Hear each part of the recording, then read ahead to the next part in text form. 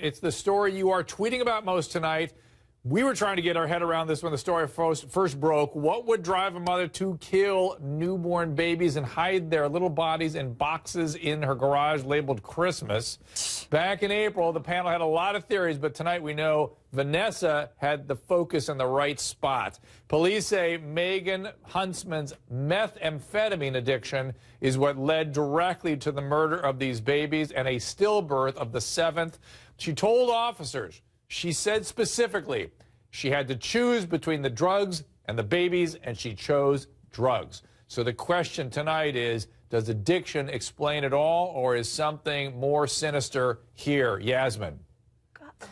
You know, Dr. Drew, you know this best. You know addiction best. But, I mean, this is just an awful story. I feel like, to a certain extent, addiction has to explain it all. I mean, when you're that ensconced in being a meth head or a meth addict, you can't think of anything else. I personally I'm not an addict. I've never been an addict, thankfully. But I've seen people deal with addiction. I've seen people deal with alcoholism, not necessarily meth.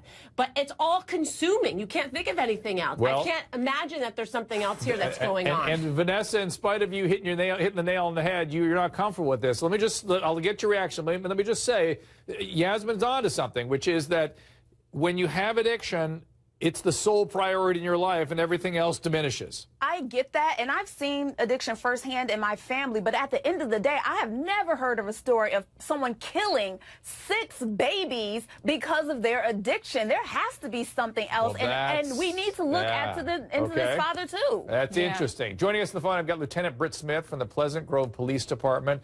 Officer, thank you so much. Lieutenant, thank you so much for joining us. She even hid these pregnancies from the 3 daughters who had lived with her. How did she do that?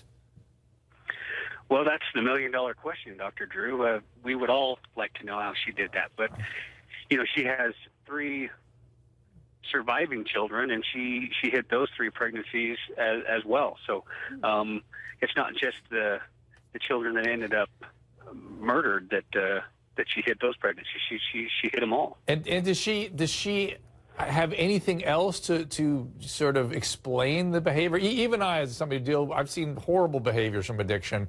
I'm shaking my head at this one.